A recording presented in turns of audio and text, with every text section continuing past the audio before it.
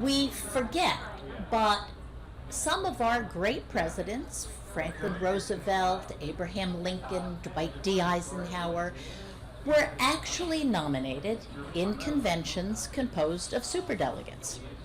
Nobody voted for these guys in primaries. In fact, primaries were not important at all. They existed, but they were not important. Suppose, for instance, that our three returned presidents, Roosevelt, Dwight D. Eisenhower, and John Kennedy, found themselves in the middle of a campaign for a party's nomination. The object today would be the same as it had been in their day, to accumulate a majority of delegates at the party's nominating convention. There, however, the similarities would end. The strategy for winning the nomination today bears little resemblance to the strategy of days gone by because the system is so different. For instance, imagine Roosevelt's confusion to hear people talking about momentum in February of the year of the convention. In Roosevelt's day, momentum was a term that described behavior at the convention itself. Imagine Eisenhower's reaction to the news that Senator Howard Baker had given up his job as majority leader of the Senate, as well as his Senate seat 4 years before the presidential election, in order to campaign full-time.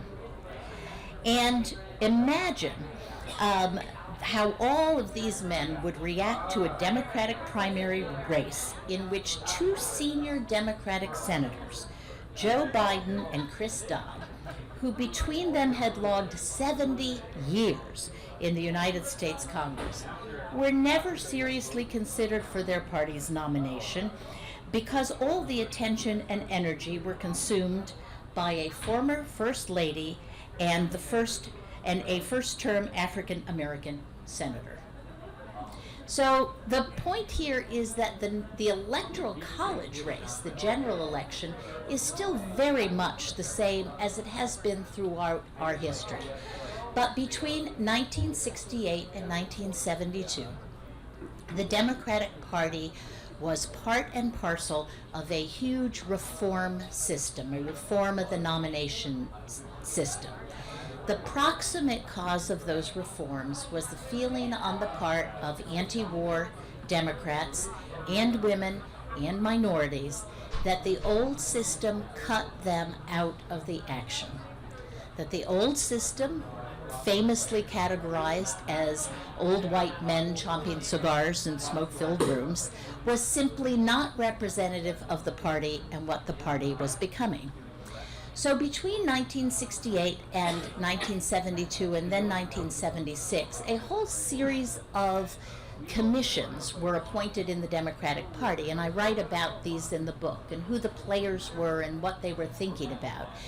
And they fundamentally changed the nomination system from what it had been from about 1832 all the way to 1968.